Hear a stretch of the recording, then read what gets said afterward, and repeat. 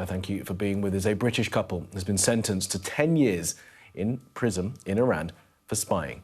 Lindsay and Craig Foreman were arrested in the country in January of last year. They were passing through while on a motorcycle trip around the world. Now, the couple, who are from East Sussex, have always denied the charges. Let's take a look at how all of this came to pass. On the 3rd of January, Lindsay and Craig were detained while travelling through Iran on that motorcycle journey.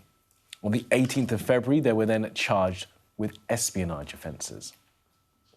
On the 8th of June, Craig was transferred to the notorious Evin prison. That's the same place where Nazanin Zaghari-Ratcliffe was held. 4 months later, on the 9th of October, Lindsay was also moved to Evin, but kept separate from her partner.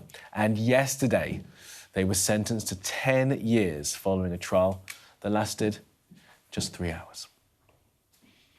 All right, let's bring in our correspondent, Graham Stothard, for more on this. Graham, so look, what's been the reaction to this news breaking in the past couple of hours? Well, we've had statements from the family, we've had statements from the Foreign Secretary, we've had statements from we've spoken to the local MP as well, obviously really shocked. This is a couple who were meant to be on a once-in-a-lifetime round-the-world dream trip turned into an utter nightmare, going from East Sussex to one of Iran's, one of Tehran's most notorious prisons, you know.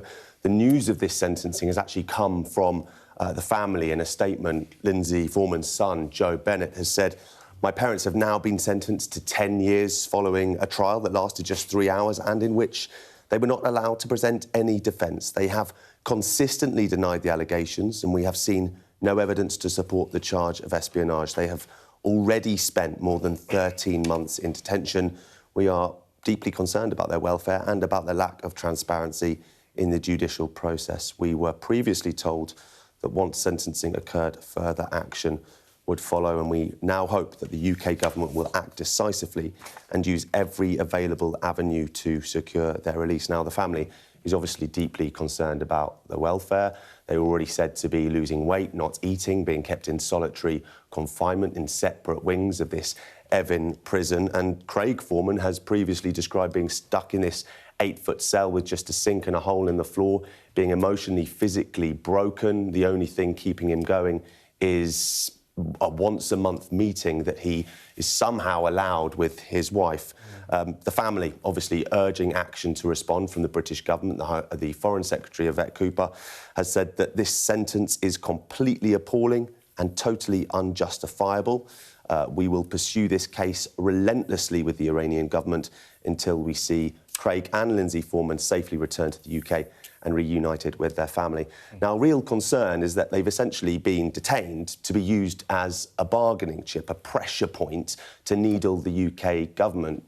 Iran has a track record of doing this. If you remember the case of Nazanin Zaghari-Ratcliffe, she spent nearly 6 years detained there over an old 1970s debt regarding £400 million worth of tanks that went back and forth in the UK courts, international courts, and she was at the sharp end of it. And that's the concern with these two now. The family obviously distraught, the government being put under pressure, and the local MP, we've spoken to him, he has been very vocal on this case and he is continuing to call for renewed pressure on the Iranian authorities to see these two back home. OK, Graham, appreciate the reporting for that. Thank you so much.